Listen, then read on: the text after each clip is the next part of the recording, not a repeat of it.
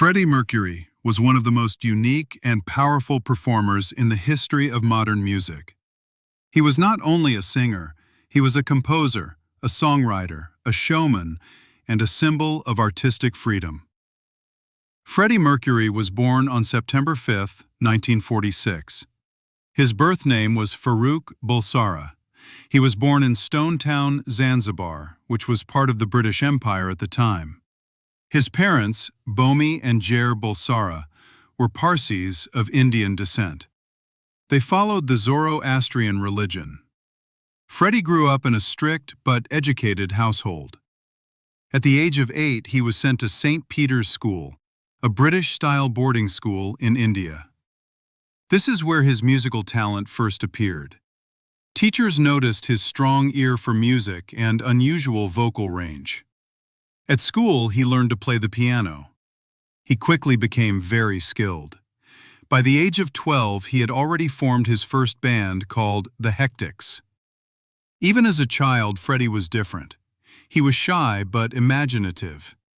He loved art, music, and performance. He often felt like an outsider. In 1964, political unrest forced his family to leave Zanzibar. They moved to England and settled in Feltham, London. Freddie was 18 years old. Life in England was not easy. He struggled with identity, accent, and confidence, but he was determined to succeed. He studied art and design at Ealing Art College. There, he developed his sense of style and visual creativity. This later became a major part of his stage persona. Around this time, he became deeply involved in the London music scene. He met musicians, he followed bands, he dreamed of being a star. In the late 1960s, Freddie met Brian May and Roger Taylor, who were members of a band called Smile. When the lead singer left, Freddie joined them. He suggested a new name for the band. That name was Queen. Queen was officially formed in 1970. Freddie changed his last name from Bulsara to Mercury.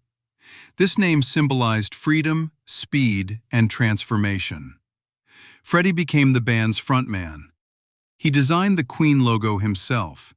He mixed symbols of all band members' zodiac signs into one image. In 1973, Queen released their first album. It was followed by Queen 2 in 1974. The album showed ambition, but success was still limited. Everything changed later that year with the release of Sheer Heart Attack. Then came A Night at the Opera in 1975. That album included Bohemian Rhapsody.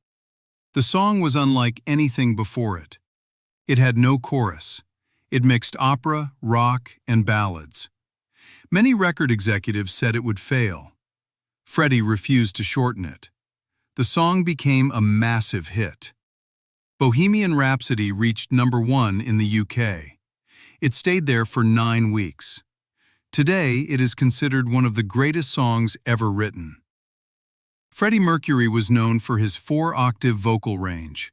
He could move between soft emotion and explosive power. His voice was instantly recognizable.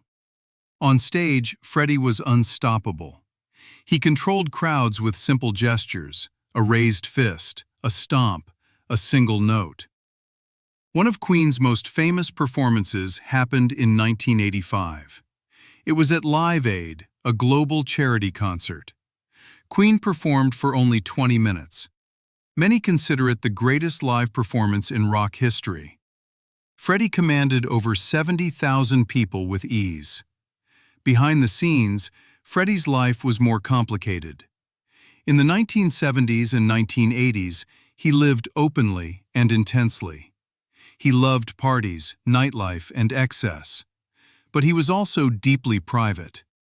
He had a long and important relationship with Mary Austin. Freddie once said she was the love of his life. He later came out as gay, but Mary remained his closest friend. Freddie bought her a house. He trusted her more than anyone else. In his will, he left her most of his estate. In the late 1980s, Freddie was diagnosed with HIV/AIDS. At the time, the disease carried strong stigma and fear. He kept his condition secret from the public. Despite declining health, he continued to work. He recorded music until the very end. His determination was extraordinary. In 1991, Queen released the album Innuendo. The title track reflected Freddie's struggle, strength, and acceptance. One of his final songs, The Show Must Go On, was recorded when he was extremely weak. He reportedly drank vodka, then sang the song in one take. On November 23, 1991, Freddie Mercury publicly announced that he had AIDS. The next day, on November 24, 1991, he died at the age of 45. The cause of death was bronchial pneumonia, resulting from AIDS complications. Freddie Mercury's death shocked the world, but his legacy only grew stronger. After his death, Queen organized a tribute concert at Wembley Stadium. It raised awareness and funds for AIDS research. Millions watched worldwide. Freddie Mercury is remembered not only for his music, but for his courage. He challenged gender norms. He broke musical rules. He lived honestly. He once said, "I don't want to be a legend. I want to be remembered." Today, his voice is still heard in stadiums, movies, and homes around the world. His songs unite generations. His story inspires millions. Freddie Mercury did not just sing music, he became music. And legends like him never die.